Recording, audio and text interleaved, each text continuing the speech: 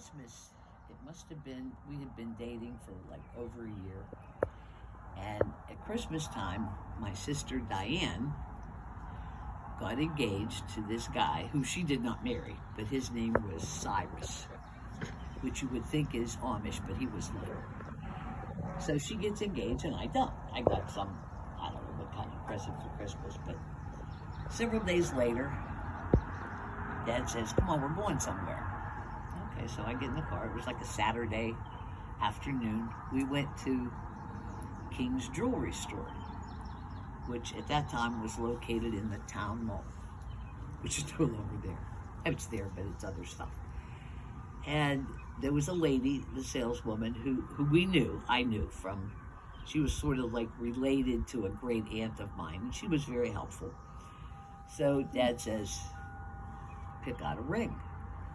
I said, what kind of ring?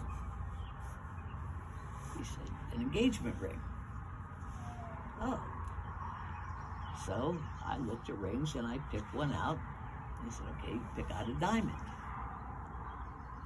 So I didn't know, like, what? So I looked at some and he said, go bigger. Okay, so I did. So actually, he's how about this one? It was like 1 3, a little bit more than 1 3/4 carats. So I, okay, if that's what you want me to have, you know. So he buys it, carries it out to the car in a little bag.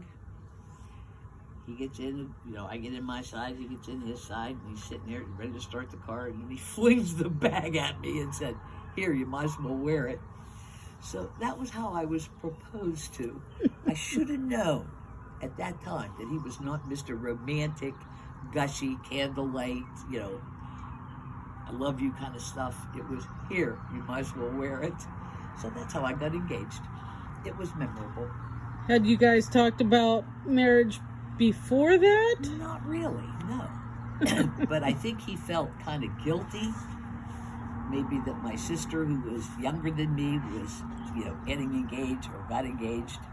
And here I was, the elder one, and I was not. So I think that sort of pushed him into making the decision to go buy a ring, get a bigger stone, and fling me a bag and say, across the front seat of the car, and say, here, you might as well wear it. Did he ask Grandpa? No, no.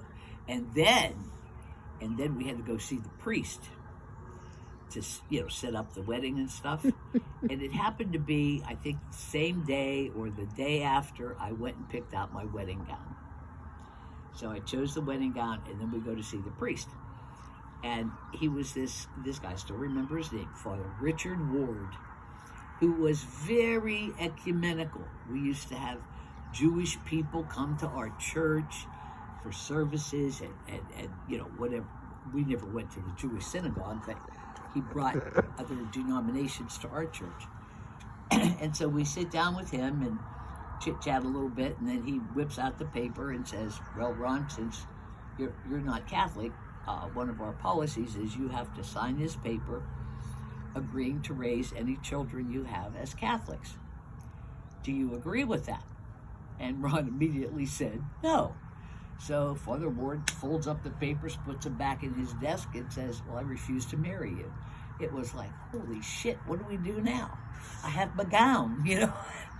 So I went home and was hysterical, and Grandpa said, I'll take care of it. So he went and talked to Father Ward. Never know what happened with that conversation, but I had a follow-up appointment with Father Cole, who was the pastor at the time, who was kind of cold and not very nice, which is why I didn't choose to see him. I wanted to have Father Ward marry us, but he was okay with that. And you know, actually Ron signed the papers because Ron said, I don't agree with it. If he would have let me talk, you know, I don't agree with that, but I will go along with it.